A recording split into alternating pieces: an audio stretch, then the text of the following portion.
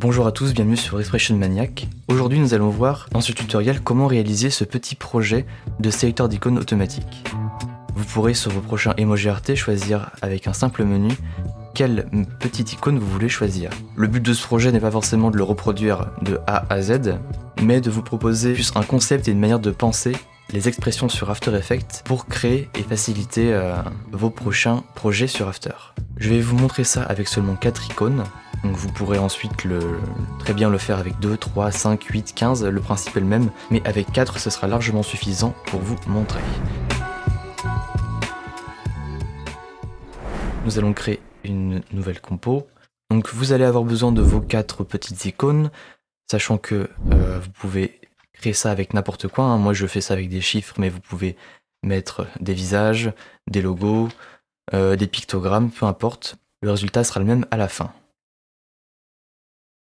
Pour commencer, on va créer un objet qui nous servira de contrôleur. Moi j'utilise l'extension Void pour créer des calques d'effets qui servent de nul. Je trouve ça plus clean que de prendre des objets nuls, mais vous pouvez faire ça avec n'importe quoi, peu importe. Et je vais moi le renommer contrôle. On va également avoir besoin d'un second objet nul que je vais appeler Traveler. C'est cet objet nul qui nous permettra de faire l'animation et la sélection des différentes icônes. Alors pour commencer, on va créer un menu déroulant sur notre objet de contrôle qui se trouve dans les effets expression contrôle. Donc je vais l'appeler icône choice, vous le renommez comme vous voulez, ça n'a pas d'importance. Et vous pouvez renommer les différents items avec les trucs que vous avez. Ça peut être des icônes, mais si c'est des personnages, vous mettez des personnages. Si c'est des pictogrammes, vous mettez vos pictogrammes, peu importe. Tant que vous vous repérez dedans, c'est l'important. Donc moi j'ai 4 icônes, je me fais 4 menus déroulants. Et c'est ce qui nous permettra après de faire nos choix. Alors, quel est le principe de ce projet? Nous allons avoir cet objet nul, le voyageur, à qui on va donner une position de départ et une position d'arrivée. La position de départ étant l'un de nos icônes, et la position d'arrivée étant l'endroit où l'on veut faire bouger ces icônes.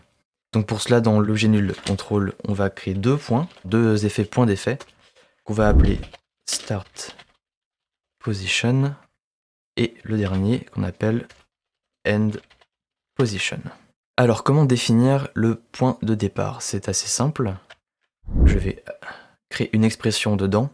Nous allons récupérer le choix que nous avons fait dans le icon choice. Je vais l'appeler id menu choice et je vais récupérer via le lasso le id menu choice, ce qui permet de récupérer l'id de notre menu déroulant.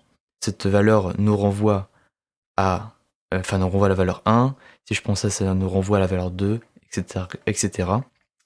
Et ensuite on va créer un array avec toutes les différentes coordonnées des icônes. Donc je vais l'appeler icône position array. On met ça un petit peu pour plus tard. Et donc une fois qu'on a créé notre array, il faut maintenant qu'on définisse les 4 valeurs possibles. Donc on a icône 1 position qui est égal à ceci. Displayer icône 1 transform position. Et on refait la même chose pour les 3 autres. Et donc dans notre array, nous allons avoir icône 1, icône 2, icône 3 et icône 4. Une fois que nous avons nos 4 positions de déclarées, il faut qu'on récupère seulement celles que nous avons choisies. Et pour ce faire, nous allons récupérer notre array, icône position, array, et récupérer la valeur, et récupérer dans cet array la valeur qui nous intéresse, c'est-à-dire le menu, la valeur du menu qu'on a choisi. id menu, le choix. Ah oui, peut-être qu'il faut que je le mette après. Voilà, il faut juste que je déclare le tableau après. Cependant, petit problème, on voit que lorsqu'on sélectionne l'icône numéro 1, c'est l'icône 2 qui est sélectionné par l'effet de point.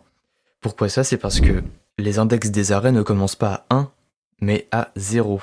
Or, notre menu déroulant, lui, commence bien à 1. Lorsqu'on sélectionne le premier item, il nous renvoie la valeur 1, le second item la valeur 2, ce qui fait qu'on a un décalage, donc la technique pour que ça marche, c'est de retirer 1 à l'index ici.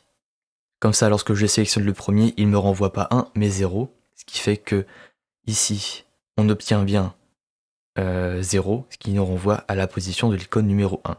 Ce qui peut être un peu troublant, mais ça fonctionne. Et donc avec ça, on voit bien que la position de départ de l'icône numéro 1 se situe bien ici. Ensuite l'icône numéro 2, l'icône numéro 3 et l'icône numéro 4. Ensuite la position de départ, on n'y touche pas. C'est une position de départ qu'on peut régler comme on a envie. Il n'y a pas besoin d'expression pour celle-ci. Nous allons faire une expression sur le voyageur. On va lui donner les positions de départ et d'arrivée qu'on veut et lui créer une animation pour qu'il aille de ce point de départ à ce point d'arrivée. On va tout simplement créer une petite expression pour récupérer les deux positions. Hop. Donc la position de départ et la position d'arrivée. Et pour créer l'animation, je vais créer un petit slider, ou en français une glissière. Et tout ce que j'ai à faire, c'est utiliser l'expression linéaire. L'expression linéaire va regarder la glissière. Là, je vais la déployer animation contrôle. Donc le linéaire va regarder cette animation, enfin va regarder la valeur du slider animation contrôle. Je vais lui demander d'aller regarder de 0 à 100. Et lorsqu'il est à 0, je veux que ça corresponde à ma position de départ. Start, position. Et lorsque je suis à 100, ça correspond à ma position de fin. Et normalement, on peut voir notre traveler juste ici. Et lorsque je bouge mon slider, il va jusqu'à la position finale qu'on a définie. D'ailleurs, si je change la position de fin, on voit que le voyageur bouge également et s'adapte. L'animation s'adapte à chaque fois. Ce qui me permet ici, sur le slider, de créer une petite animation. Ça va de 0 à 100. Voilà. Et hop. J'ai mon animation sur mesure. Et on voit bien que si je change l'icône sélectionnée, eh ben, son point de départ change également. Maintenant, il faut voir comment est-ce qu'on fait bouger nos petits icônes. Nous allons créer une expression dans les positions des icônes qui permettra de changer la référence de position. Nous allons faire en sorte que lorsque l'icône est sélectionnée, il récupère la même position que le voyageur, ce qui fait qu'il va le suivre, tout simplement. Et que lorsque il n'est pas choisi, il récupère sa position initiale et il fait un peu sa vie tranquille. On va récupérer l'idée menu, choice, on va récupérer le choix que nous avons réalisé dans le contrôle. Hop. Et on va réaliser une condition.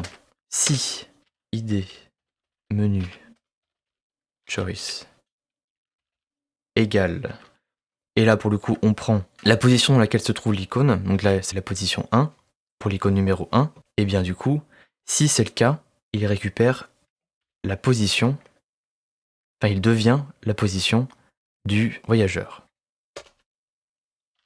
Et sinon, il récupère sa position à lui, tout simplement. Et on copie-colle cette expression dans les autres en changeant la condition pour le bon numéro. Donc là, l'icône numéro 2, c'est le choix numéro 2 dans notre menu. Icône numéro 3, c'est le numéro 3. Et numéro 4, le numéro 4. Et normalement, on est tout bon. Quand je sélectionne l'icône numéro 2, hop, c'est bien le numéro 2 qui est choisi. Icône numéro 3, icône numéro 4. En plus de ça, ça n'empêche pas de pouvoir mettre des keyframes sur les icônes séparément, ça n'empêche pas. Mais ça vous permet d'avoir une animation pour tout le monde, mais de pouvoir quand même choisir votre animation à la fin. Cependant, il y a un petit défaut, c'est que si vous mettez les deux en même temps, ça peut se ressentir, notamment si je fais une animation de outro. On peut voir qu'il y a une petite influence quand même dessus, mais c'est pas trop grave. Ce qui fait que maintenant, dans vos emojis RT, vous pouvez juste mettre le choix de l'icône. Vous pouvez même mettre la position de fin si vous avez envie. Et du coup ici, on récupère nos 4 icônes, notre choix, et on a même le choix du coup de l'icône numéro 1, 2, 3, et même de la position de départ de celui-ci.